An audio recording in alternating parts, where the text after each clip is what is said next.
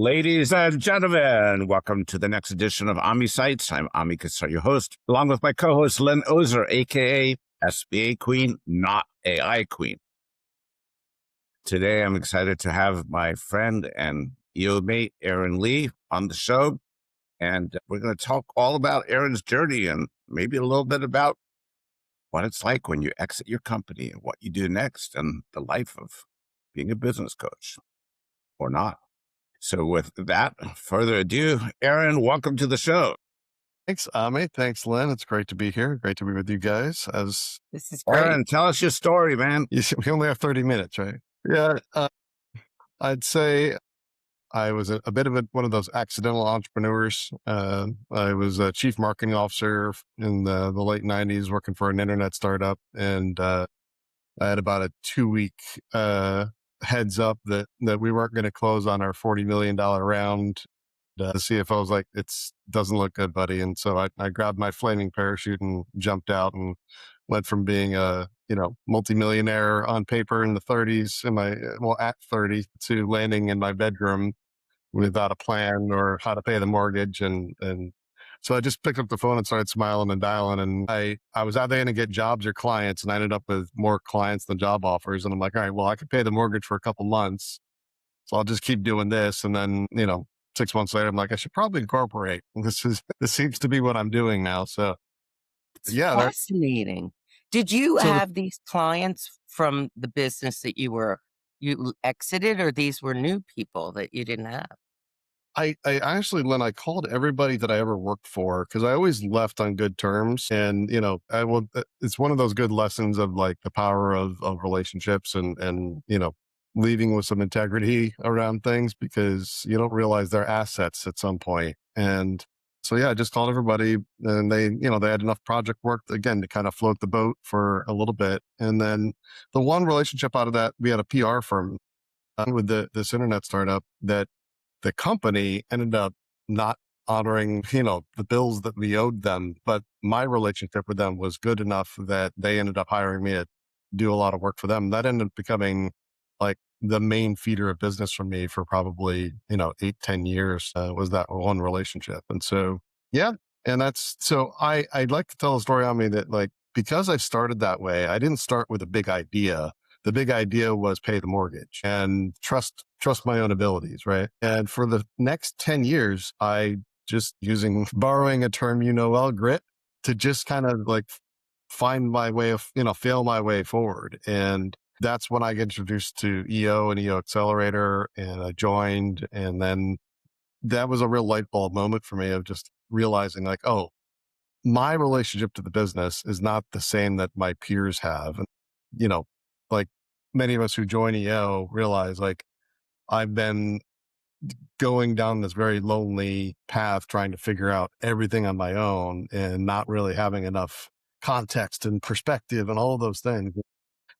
I realized after the first strategy day in EO Accelerator, I'm like, oh, my business plan was don't go out of business. That was the whole business plan. Like, and so every client became a good client because it was one that helped me answer the question, am I going to stay in business next month? And, that shifted everything for me. And that's where, I got into EO within a year, and I was in Positano, Italy, and I had this amazing sort of life-changing moment of this aha of like, oh, I'm working for my business. My business isn't working for me. And I wanted to go, I had like 2 hours in Positano, Italy, which was just this amazing place on earth that I love, that I was like, I'm not coming back here anytime soon, the way this business is running. So if I don't change something about this business fundamentally, I'm not going to be enjoying the life that I really want to live. And so that I made a decision with my wife standing next to me. And I said, all right, we're going to come back here in 10 years.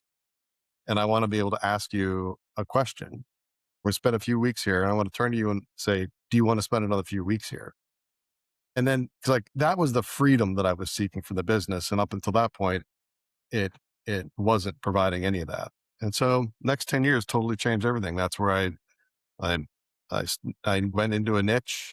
I implemented a growth system, built a leadership team. I got a partner. I acquired an agency, like just all the things that you do as a real quote entrepreneur.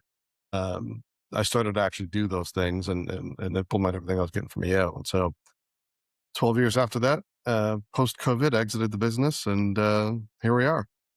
Did you go to Positano? I did, actually. Everyone Good. wants to know that question. So we went back in 2018. So it was about 8 years, 8 years later. And we had a week in Tuscany, and I'm like, we should probably go to Positano also. So we went down to Positano and spent about 3-4 days there, just to like make sure I wasn't having like some fever dream that I actually did like this place. And so the year 10 was March of 2020, would have been 10 years. So you can imagine that plan got somewhat derailed and delayed. That's a whole nother part of the story. So in the way we niched the business out, so we were a marketing agency. I think that's what you were going to ask me, was what kind of business was a digital marketing agency.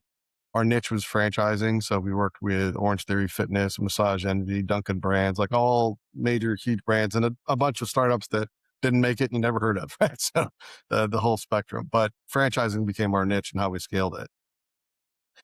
And so as of April 2020, because we were working with Massage Envy, Orange Theory Fitness, Aveda Hair Salons, all places that people touch people. That's how they made their money. Great. And so, over that week in March, 95% of my clients closed their doors.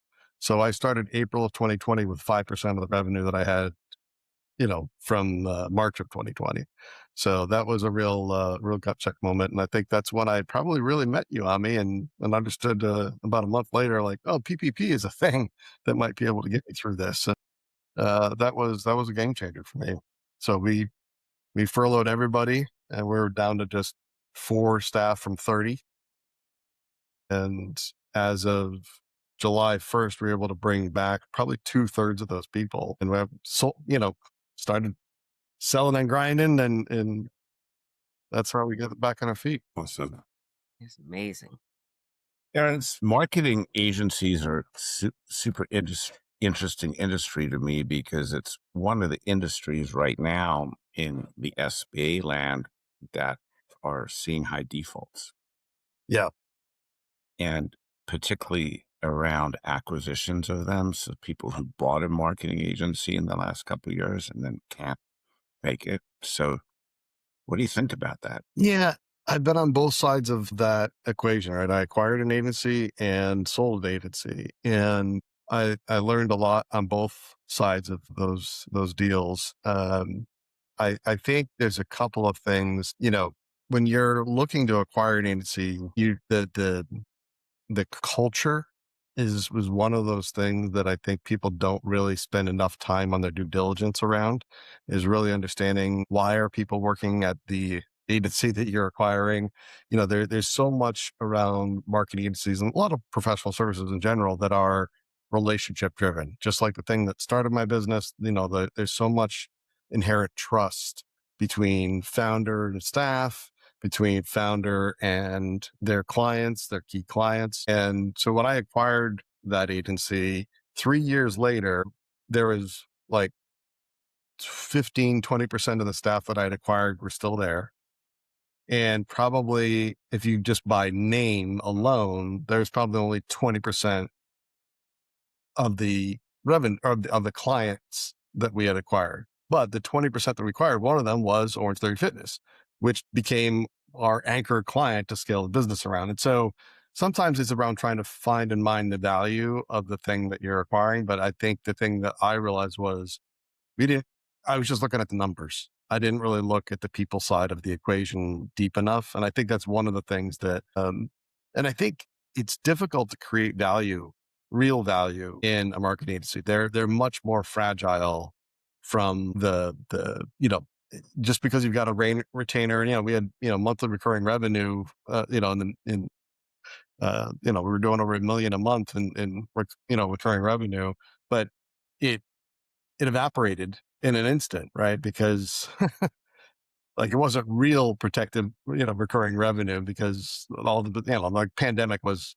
clearly a bit of an outlier variable, around the business, but it did still represent like I had a $400,000 Amex bill that I had to clear on top of that because we were running all the media through that, right? So I think uh, they're a more fragile business, and a lot of times they're overvalued because of that. And so when you do this acquisition, a lot of times the things that seemed like they were steady and certain, 6 months in, don't always still have that same, the thing that created the initial value they bought aren't really as steady as you think they were, because it's a lot of it is so much people driven. And I think that's what people just don't spend enough time doing due diligence around, is the people side of it.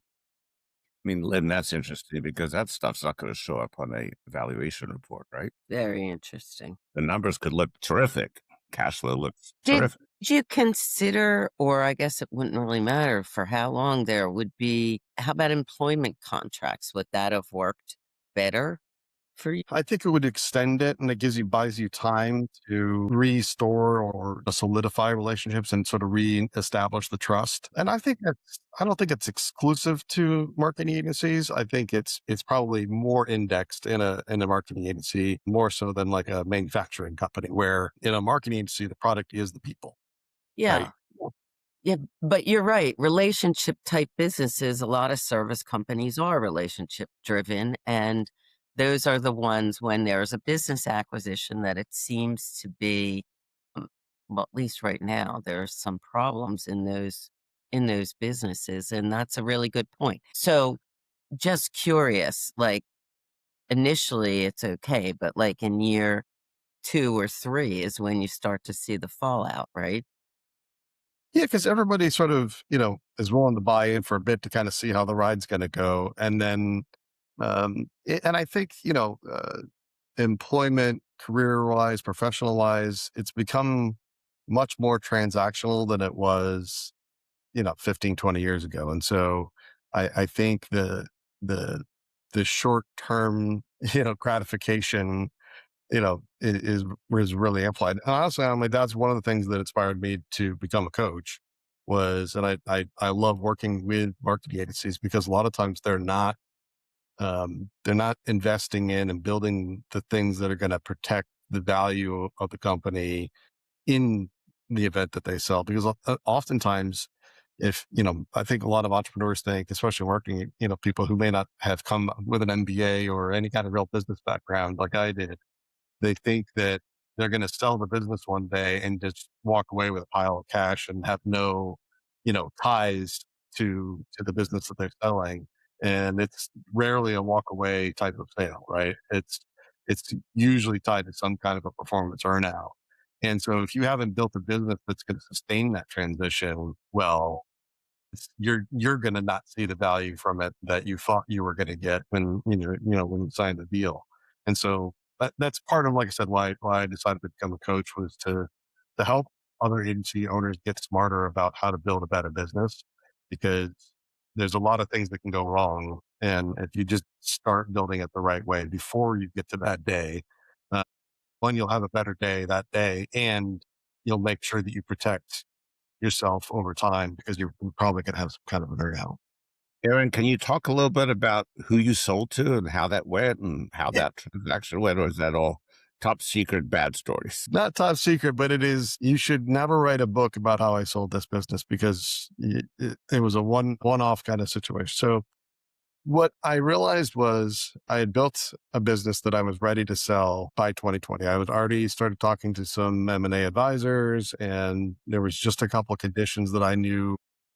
We had too much concentration client wise. So I was trying to diversify the client base a little bit. I was trying to replace myself as the chief business development officer, so that I was really in that owner's box. And so I needed like another year or two to kind of finish that build, to really get the valuation again. Because I'd learned already that like those were some things that I was going to get knocked for and wouldn't keep the business successful after I walked away.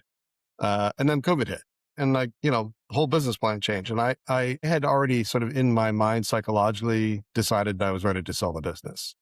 And I had like another year or, maybe two to kind of solve the things that I need to solve before I was ready to like, make that happen. And so when COVID hit, I had to go back to the studs, rebuild the thing.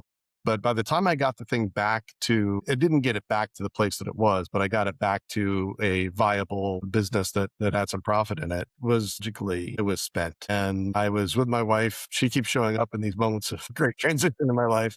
Thankfully, she's there. Yeah. We were on a long drive through Colorado, and I said, "Hey, I'm not happy. And why don't we play the hell no, hell yes game?" And like, we basically put our whole life in this filter of like, absolutely and absolutely not, and when I was honest about it, I was like, the business is in the absolutely not area. Like I'm miserable about it. Like because I felt the burn of being that close to an exit that was going to be that entrepreneurial hero story. And I knew that it was going to take me probably another 5 to 7 years to build back to that business from where I was at that point. I'd saved the business, but it wasn't the business that it was before COVID. And I just said, I just don't think I can do it again. Like, I've already built this business 3 times in 22 years. Like, I don't think I've got a fourth one in me. And so I came back from that trip. I called an old friend of mine that we had been an EO buddy, somebody that also owned an agency. And we just always shared notes, right? Like, we were just kind of our own board of advisors to each other over the years. We never really competed with each other. And so we were very open book with one another. So I just took him out to lunch and said, "Hey, I think I might sell this thing. What do you think about that?" And he's like, "Oh, what if I buy it?" I was like, "Oh, yeah, that's not why I took you to lunch." But, so literally over lunch, for napkin, pen, worked out the numbers and worked out an exit right there over so that was like, I don't know, 4 weeks after that car ride in Colorado. Wow. And he took it over, and we were done inside of 6 months. So he was fully aware of what happened Oh yeah, and how it yeah, was. So he knew the upside, the potential, and he knew why it was where it was. So that was really probably strategic without knowing it. I mean, for him, it was a strategic acquisition, right? right. Because he knew.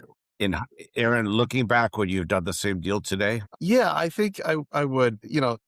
Was it the financial best opportunity? No, but psychologically, I needed it.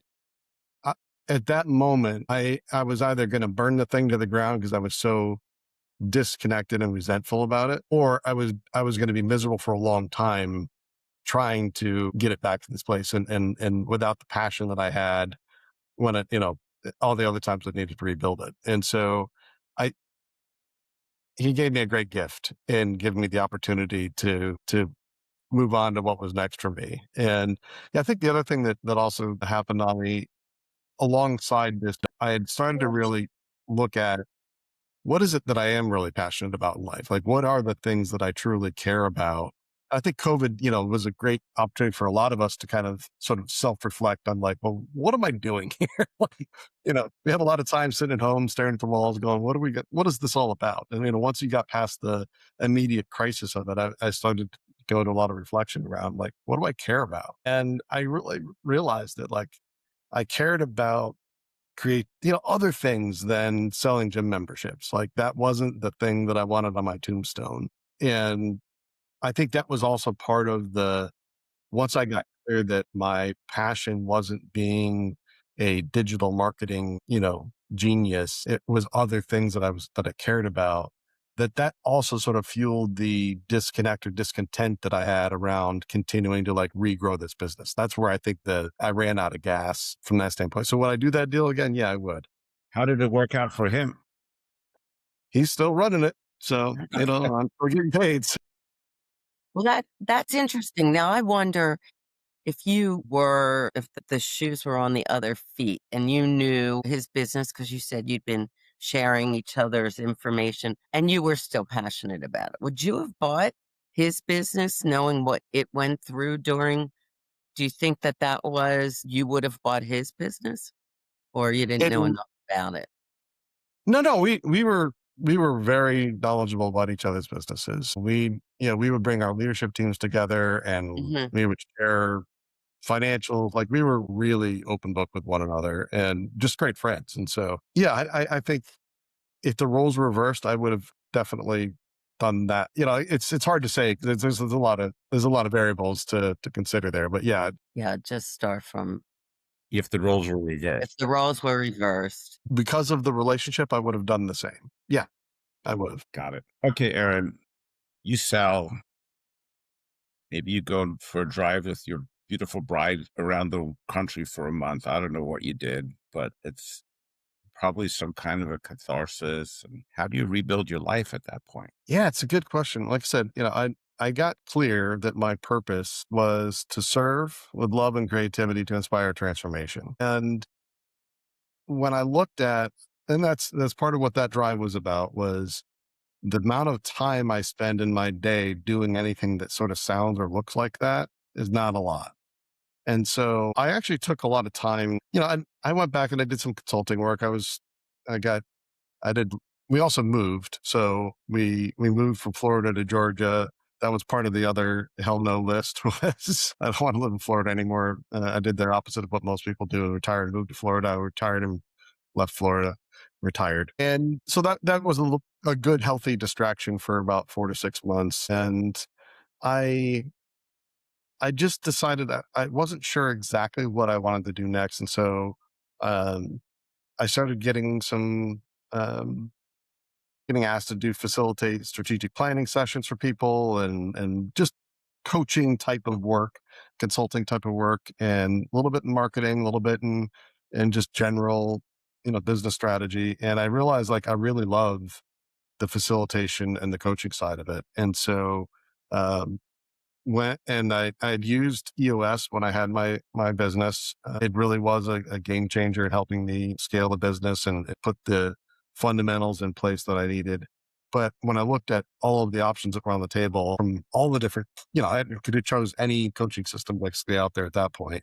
I had a few friends who I respected a lot that were already in that space point me towards Bloom Growth. And I did some due diligence and I looked at, all the different sort of systems out there. And the more I learned about Bloom, I decided that was really where I wanted to put my energy in. And really, I will say the thing that the emphasis on relationship building inside of Bloom is, I think, to me, the main differential of what I love about it. There's no jargon. It makes it very approachable for the whole company to get bought into it. But the elevation of the relationship side of things, again, having learned what I learned and what I already shared about in this, in this session was the people make so much of a difference. And, you need the other things. You need the scorecards, you need the plan, you need the 90-day priorities, you need the weekly meetings, all those, all that structure has to be there. But if it's all there and the people still aren't solved for, if that trust isn't really deep and established and honest and genuine and part of the culture, then all the other stuff doesn't really have as much value. And so that's what I loved about Bloom and why decided that was the path I was going to go down. So that's what I've been working on. And then I've also I'm just about to launch a new thing that is I found my passion is all around also helping people get reconnected to their creative abilities. My belief is that everyone has a massive creative ability potential that we were all born with, and we just unlearn it over time. And you don't have to be an artist.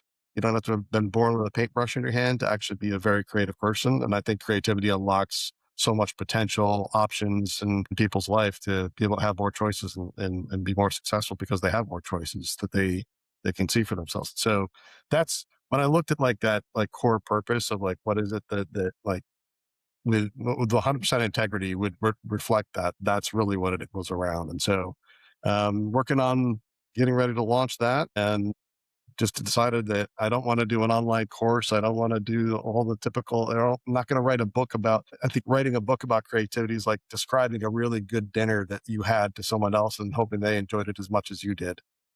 It's, it's got to be experiential. So I'm actually going to create a game that helps people actually play and experience creativity. So that's what I'm up to now. Great.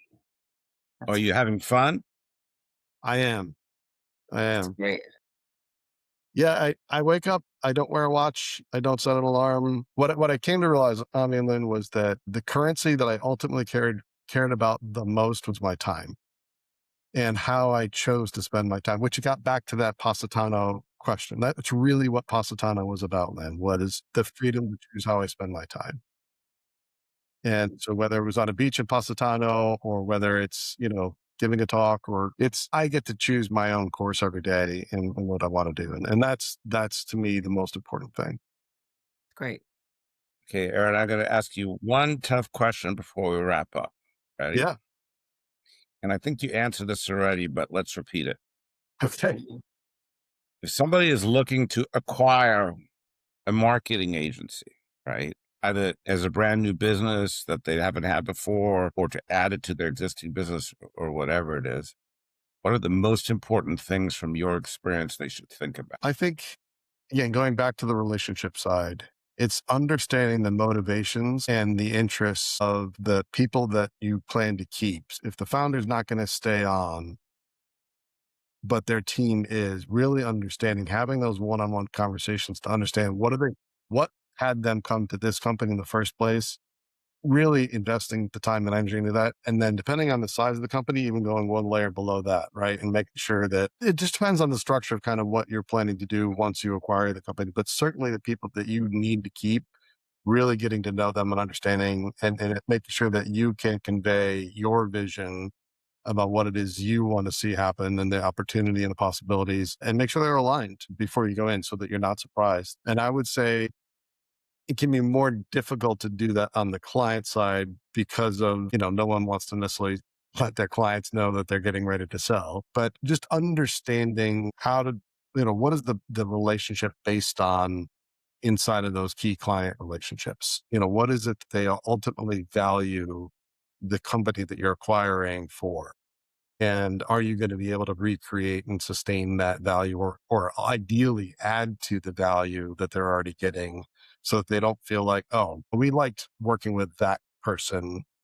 We don't want the relationship and the revenue that's tied to it to be based on that one relationship. That there's got to be some value beyond just that. And one more question. I'm sorry. I'm going back thinking about issues that we've had with service companies that have been sold to. But what are the key business skills the owner should have, or the buyer, or can they, farm them out because they're so good at relationship building, and service businesses are so much about relationships?